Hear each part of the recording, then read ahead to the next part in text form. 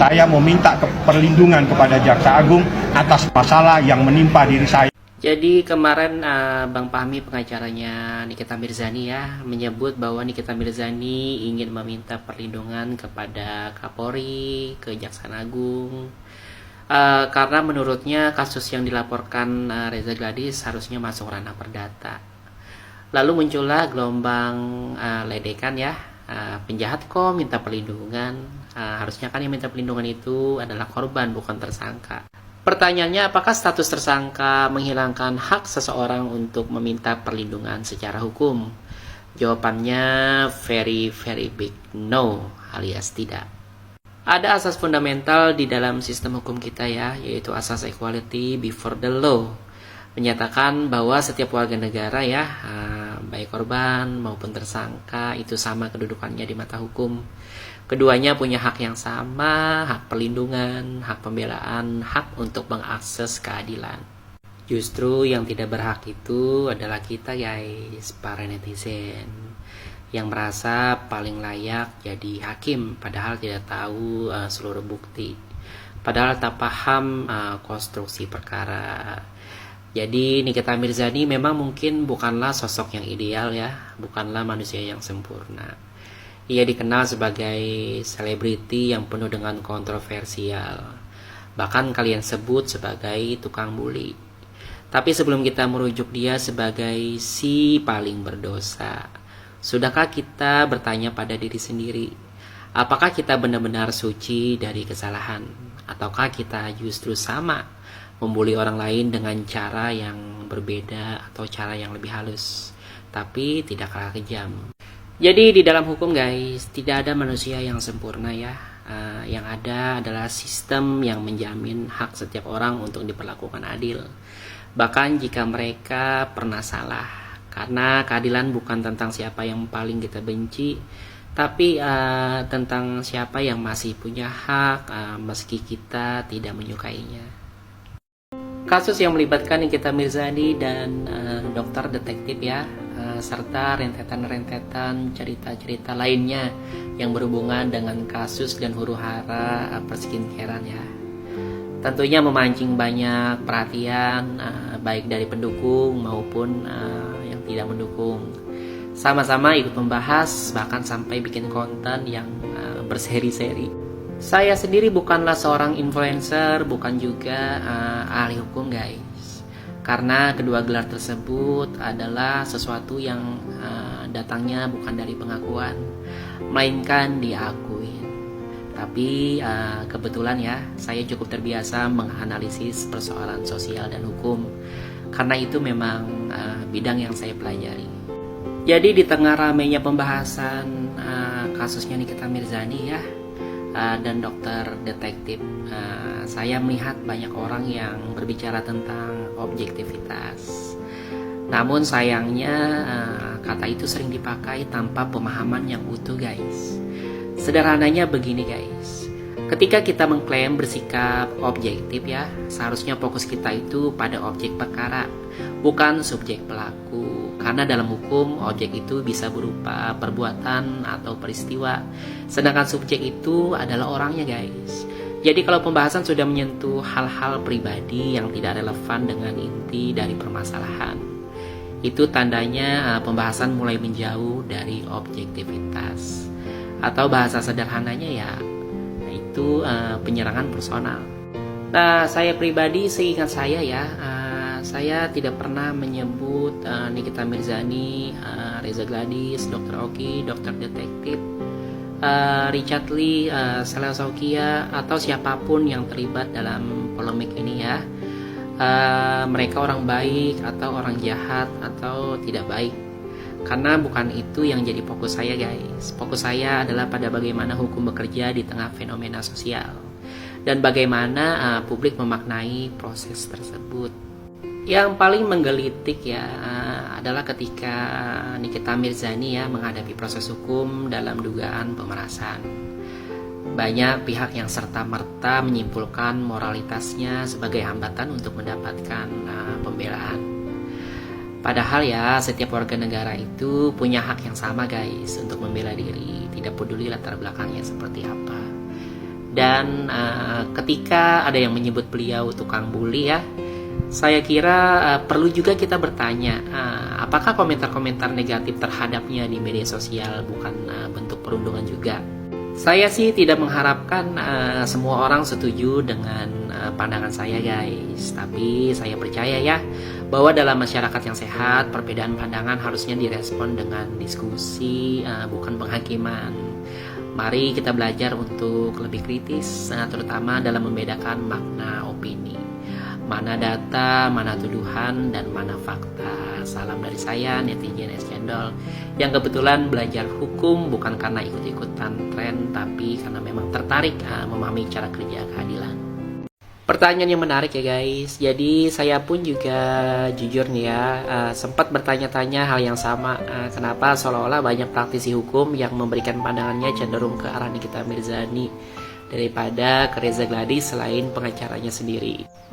Kalau boleh saya memberikan pandangan ya, dari perspektif saya, mungkin ini bukan soal sekedar siapa membela siapa ya kak, tapi bagaimana cara berpikir hukum bekerja. Jadi praktisi hukum itu terbiasa melihat persoalan dari sisi struktur, prosedur, dan asas-asas hukum yang mengikat ke semua pihak, bukan dari simpati pribadi atau citra publik semata. Nikita Mirzani sendiri memang kita kenal cepat ceplos ya, penuh dengan kontroversi, tapi publik juga tahu ya bahwa sikap belak-belakan itu bukan berarti ia otomatis bersalah dalam setiap konflik hukum yang melibatkan dirinya.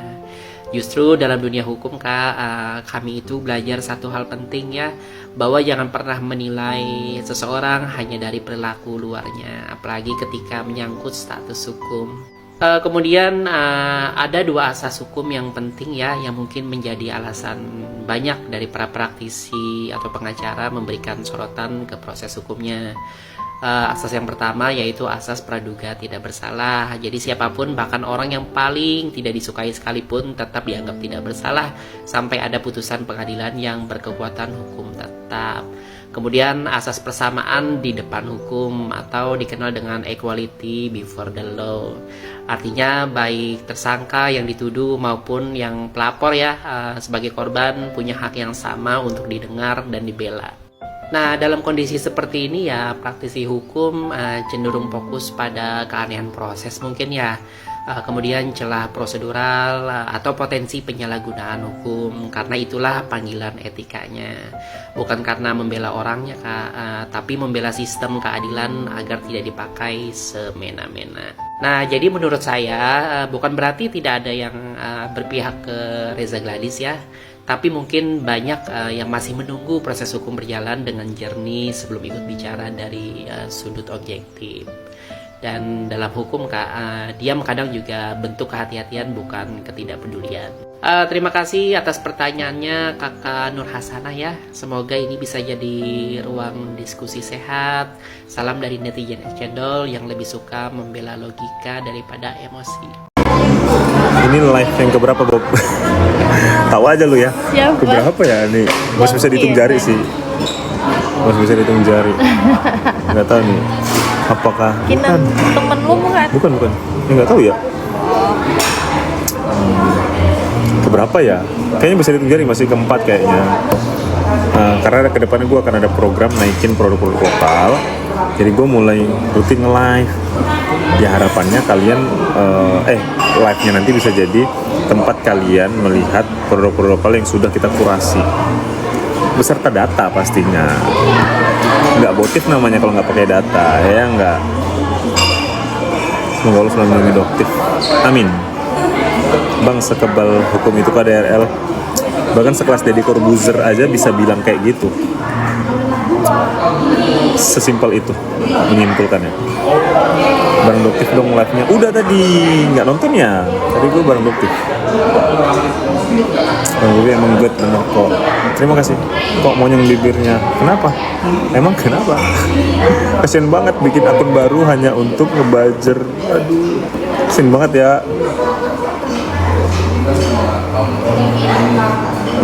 Bang, di sebelah abang siapa bang? Datang lagi nih, aku datang lagi.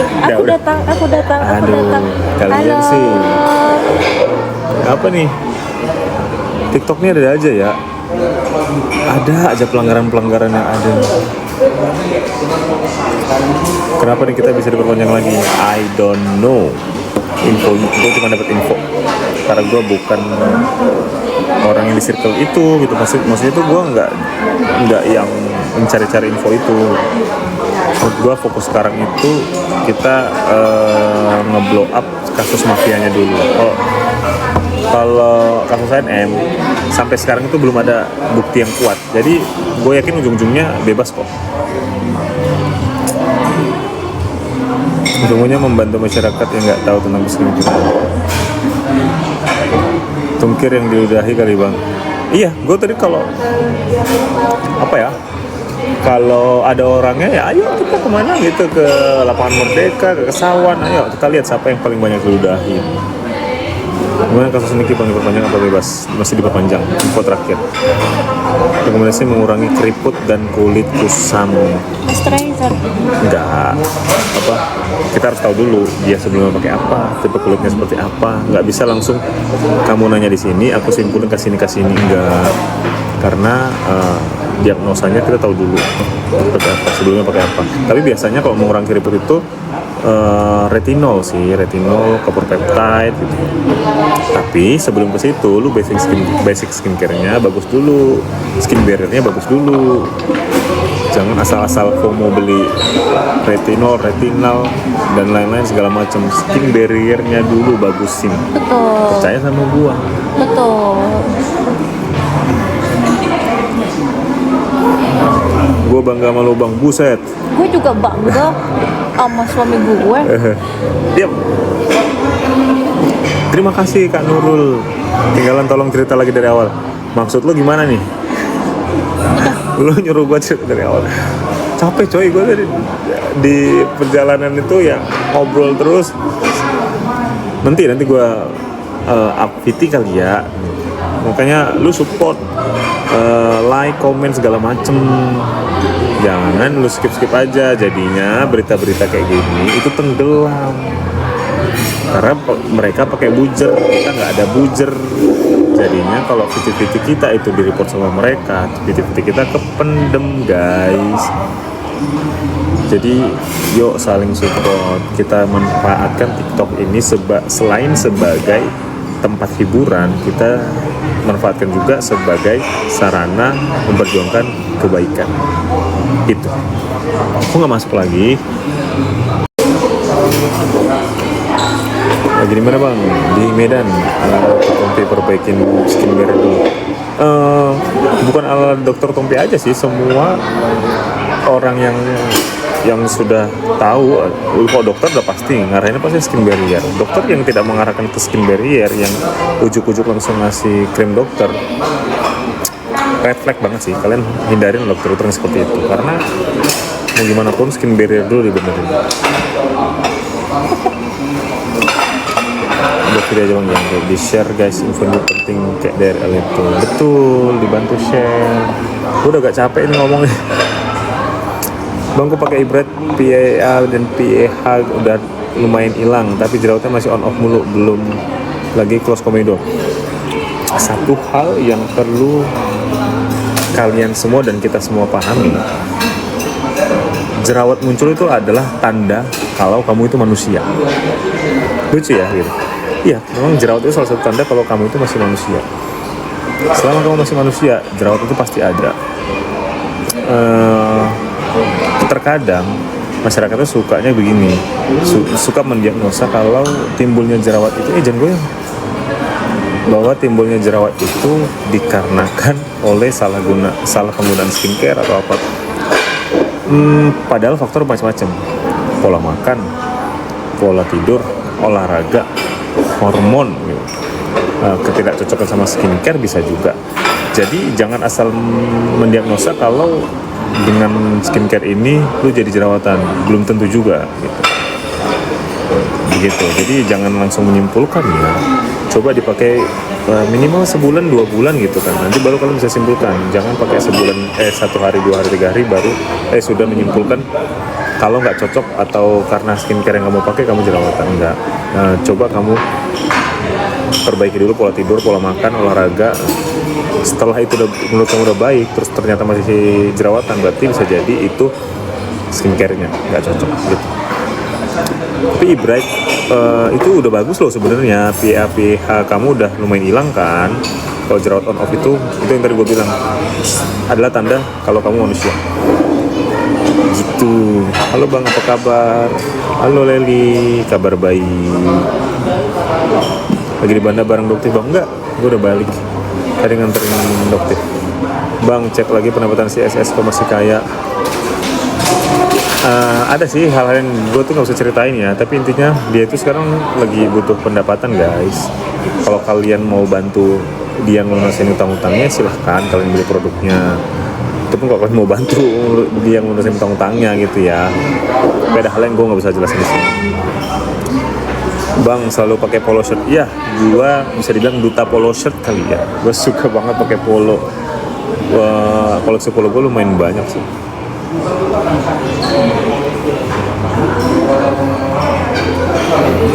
Kerjanya apa Kak? Ada deh. Istrinya cantik Bang, Masya Allah. Udah lah.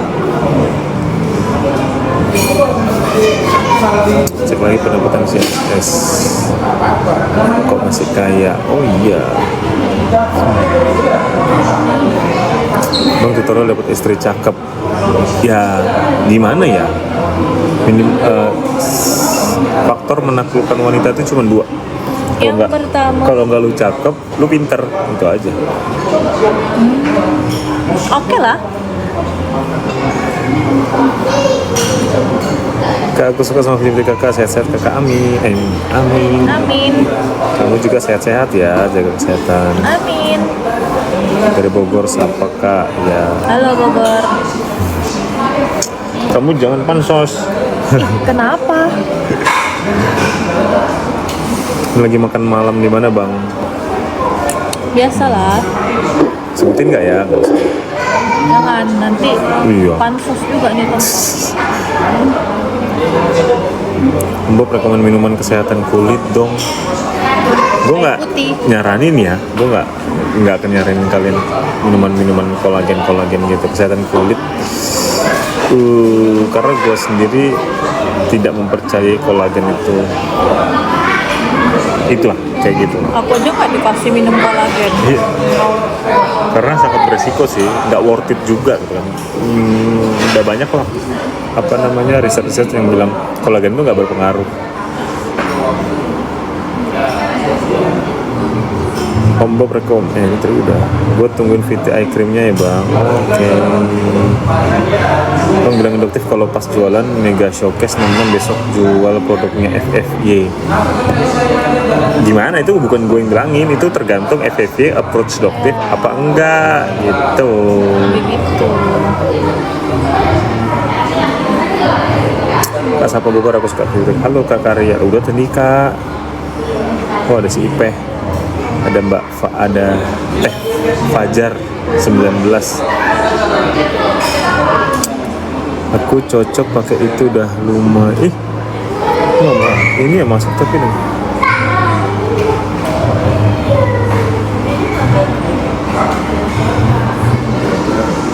Salam dari yang susah banget. Jaga jerawat hormon susah banget. Sebagai istrinya Bang, udah.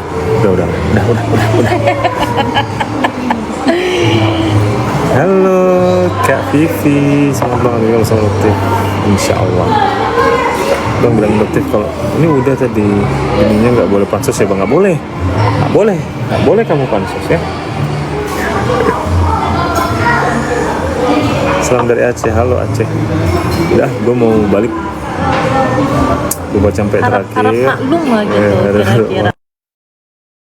Ya, bisa lagi ya guys Skincare ya. cowok apa aja? Videonya yang masalah pengakuan si Bapak Aprijal, saya udah pernah ada PT-nya, nanti teman-teman bisa cek. Namun kalau update yang hari ini, besok nanti insya Allah pagi, saya bikin PT sebelum saya berangkat beraktivitas. Cacal, iya tentang keajaiban. Ya betul guys. Nggak boleh head comment ya. Jadi kita memberikan komentar-komentar yang lucu-lucu aja. Nah, memang sekarang lagi banyak figur-figur yang ajaib.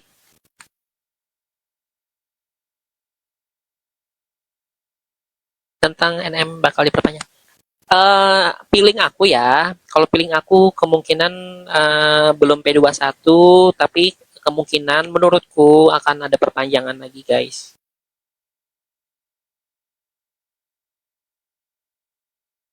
Tentang video.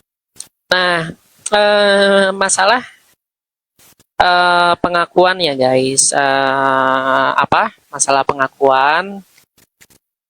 Tadi teman kita di bawah juga ada ya, Cookie Land mengatakan bahwa ini kan adanya pengakuan seolah-olah diduga disuruh oleh Doktip untuk melakukan perbuatan melawan hukum ya. Terlepas benar atau tidak, namun ketika sebuah pengakuan perbuatan pelanggaran hukum itu diupload sebelum adanya proses hukum, maka itu patut kita pertanyakan ya. Kemudian jika teman-teman bertanya, apakah saya percaya dengan video tersebut? Saya sebagai manusia biasa tentunya akan melihat rekam jejak orang ya guys. Dimana si oknum tersebut, public figure tersebut kan terkenal dengan termasuk banyak kontroversi ya terkait dengan klinik yang di Padang, kemudian juga dengan perseteruan dengan salah satu artis, kemudian juga produk yang ternyata dicabut izin edarnya. Jadi menurut saya kalau sudah 2-3 kali melakukan perbuatan, maka ya saya mengkritisi ya, saya nggak akan percaya.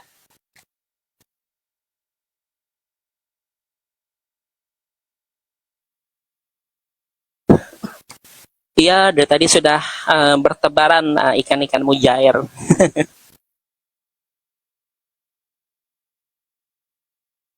Ikan-ikan mujair yang melakukan pemantauan, kemudian kepanasan, yang sakit kepalanya menerima kenyataan.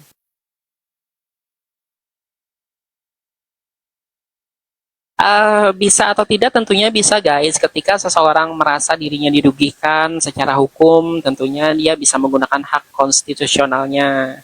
Tapi kan tetap apakah Doktipnya mau melaporkan atau tidak, kan beliaulah yang lebih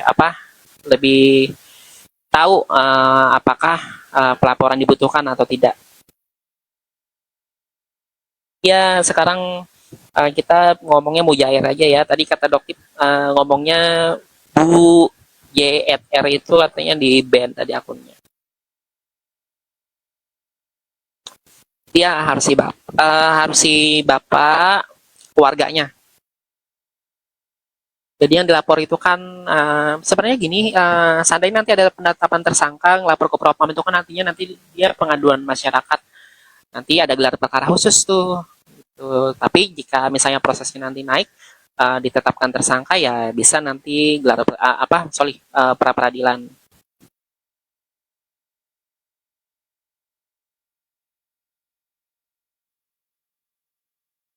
Tuh, jadi memang guys, ikan-ikan mujair, banyak ikan mujair tadi udah mulai berenang dia. Kayaknya Persib bisa menang, terlalu aneh ya, betul. Pra peradilan.